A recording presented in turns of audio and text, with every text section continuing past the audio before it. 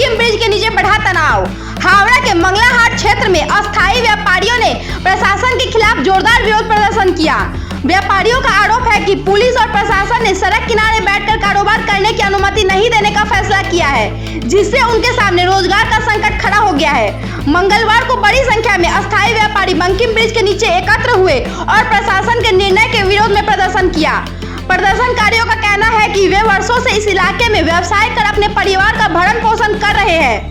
अचानक सड़क पर व्यापार करने से रोक दिए जाने के कारण उनकी आजीविका पर गंभीर असर पड़ रहा है।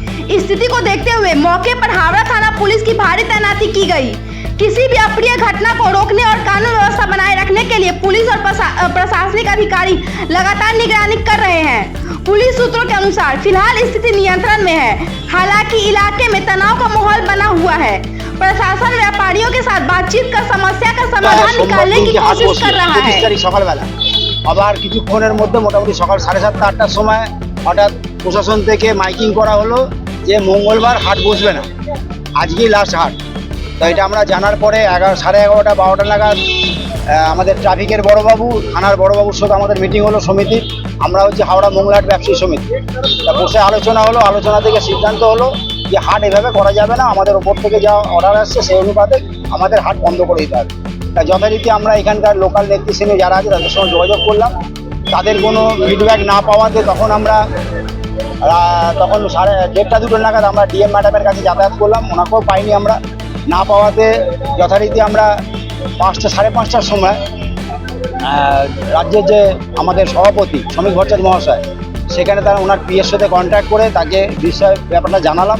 উনি আমাকে বললো যে চিঠিটা করে আপনি হোয়াটসঅ্যাপে পাঠানো হলো। দেখার পরে রাত্রিবেলা উনি বললেন 9টা থেকে 10টার মধ্যে রিপোর্টিং করছি আপনাকে।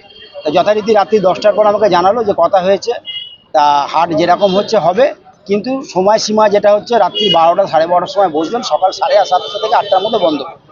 আমি চলো ঠিক আছে, এটা আমরা মান্যতা দিলাম। পাশাপাশি একটা কথা বললো, ব্ল্যাক টপে মানে আমাদের ব্ল্যাক টপে কেউ বসবে না, ব্ল্যাক টপে না বসে সবাই কিন্তু ফুটপাতে উঠে যেতে হবে। আমি বললাম ঠিক আছে, একদম দেয়াল চেপে কাজ করতে হবে। সব কিছু মানলাম। বলার পর আমাদেরকে বলে দিল যে একটা খালি কালকে সকালবেলা আপনার ড্রোন ক্যামেরা হবে, স্টিল ফটোগ্রাফি হবে, ভিডিও ক্লিপ হবে। আমরা সবেতেই এগ্রি। বললো যে এটা দেখে সিপি স্যারের সাথে কথা বলে সেই বুঝে এগেল। তা যথারীতি সব কিছু কাজ সব ঠিকঠাক হলো। তা আমি আবার মঙ্গলবার দিনকে 11টা নাগাদ আমি আবার ওনাকে ফোন করলাম। ওনার পিএকে ফোন করাতে উনি বললেন যে আপনি একটা কাজ করুন, 12টা 12:30 আপনাকে ফোন করে আমি বলছি। যথারীতি 12টার পরে ফোন করাতে উনি আমাকে আশ্বস্ত করলো যে হাট ঠিকঠাক মতো আছে, এরকমই যেন চলে। আমাদের প্রশাসনিক দপ্তরে মোটামুটি সব কিছু জানান দেওয়া হয়েছে। তা খুব ভালো খবর। পাওয়ার পরে আমরা মিডিয়া প্রেস করি, মিডিয়াকে জানাই যে আমাদের কাছ থেকে এই খবরটা খুব আনন্দের খবর। কেন এতগুলো আজকে ডেটে দাঁড়িয়ে সোমবার মঙ্গলবার মিলিয়ে আনুমানিক 10,000-এর উপর দোকানদার, সব শোকে মিলিয়ে প্রায় 1,20,000 দোকান, মানে আমাদের রুটি এখানে জড়িয়ে আছে।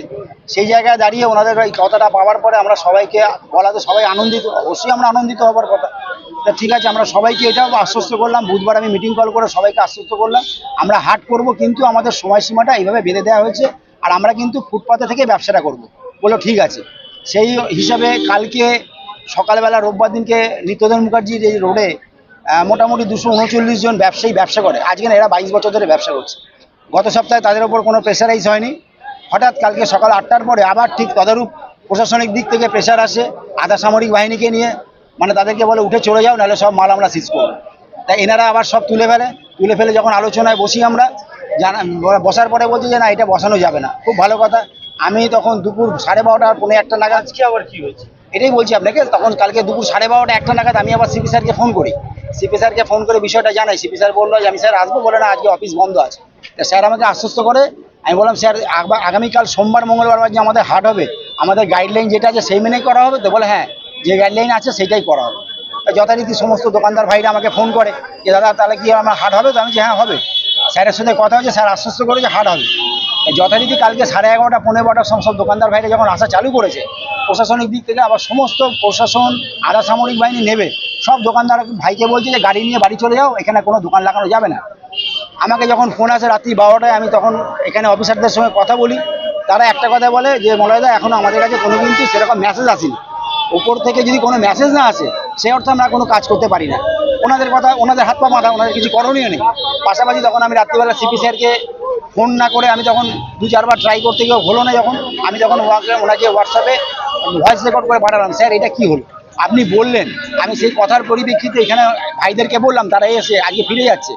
বলতেন যদি না হবে না হতো তাদেরকে বলে দিতাম, আজকে এতগুলো সবাই এসে ঘুরে চলে যাবে, এটা তো সঠিক নয়, এটা জানি যে।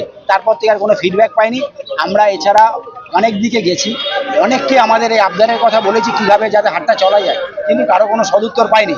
তা আমরা একটা সমিতির পক্ষ থেকে সিদ্ধান্ত নিচ্ছি, সেটা হচ্ছে আমরা আইনি প্রক্রিয়ার মাধ্যমে এগোতে চাইছি। কারণ কি, আমাদের বাঁচতে হবে তো, কারণ আমাদের পেটে রুটি কে দেয়। ব্যবসা হয়েছে আজকে কোনো ব্যবসা হয়নি। আজকে আপনাদের প্রচার মাধ্যম থেকে এটাই জানাতে চাই, আজকে নতুন সরকার এসছে, নতুন সরকার আসার মানেটা এই নয় যে আজকে 1 মাস হতে না হতে আমাদের ওপর এটা রাজ শাসনের মতো হচ্ছে।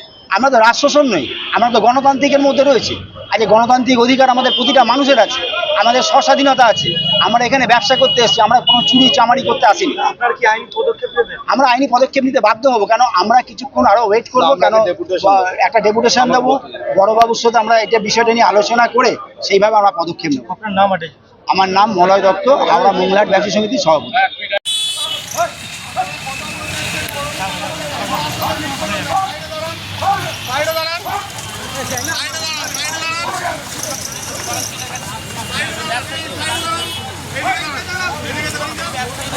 রাস্তা করতে ব্যবসা করতে